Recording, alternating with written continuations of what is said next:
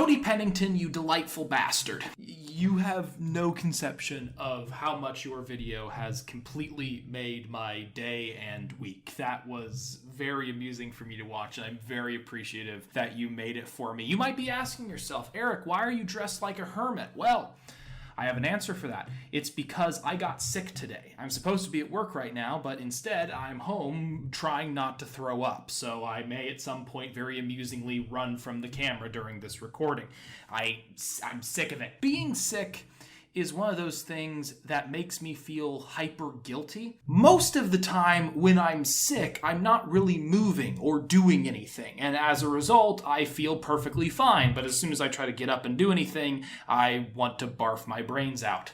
What questions did you ask me? I think I wrote these down somewhere. Am I married? No, not yet. Soon. You should have the invitation by now. Let me tell you something. Planning a wedding during COVID is probably one of the most miserable experiences I've ever engaged with, but my beautiful, beautiful fiance has done nothing but make the process an absolute pleasure. So that's lovely, and I am very grateful to her.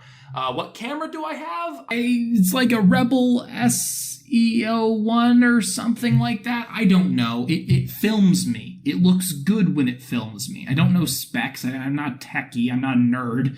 I just turn it on and it records me, and it works out pretty well that way. Cody, why were you playing with squirrels? I don't know how many times I need to explain this to you. Nature is the enemy. We will bury Mother Earth under a tower of concrete, and we will make it perfect and beautiful and in our image. You don't need nature. What has nature ever done for humanity? Sure, it nurtured us in the beginning of time, but after that, all it does is just be squirrels that bit you. Like, we have everything we need. We don't need nature no more. I am an anti-environmentalist. I think the problem with the world is that we nature.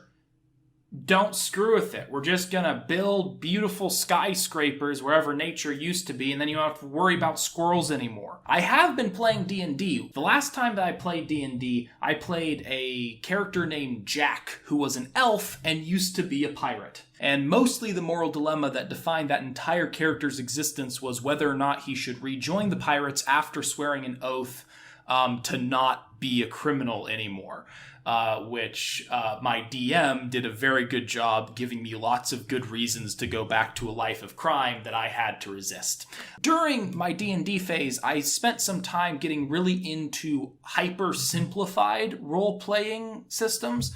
For example, there's a game called... What is it called? Right. There's a role-playing game called Axe and Not Axe. It is just like D&D, except that it has 2 stats and only 2 stats. There are things that you can hit with your axe, and there are things that you can't hit with your axe. You want to negotiate with a person at a market to buy something, you would not hit something with your axe. So that is your not axe stat. And that is the entirety of the game. It is absolutely delightful to me. I moved into an apartment. This is my new office, which I adore. It's just very much designed for video production stuff, which is going to be exciting. Yeah, I have a new job with, like you said, an extremely weird schedule that I'm still trying to figure out and don't fully understand yet. All right, your controversial statement, which is bluntly not controversial at all. Star Wars Episode 9 is an absolute disappointment, not on its own merits, but on the merits of the entire sequel trilogy. George Lucas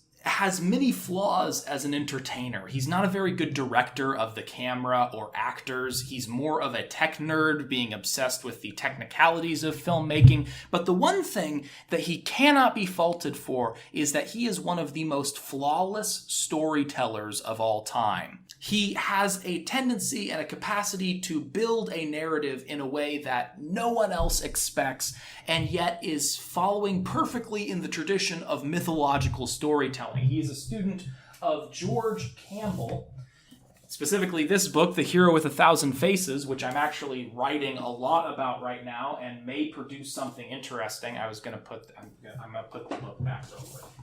The reason Star Wars works is because while it's always been a collaborative project, It always followed the format and the structure found in George Lucas's mind. From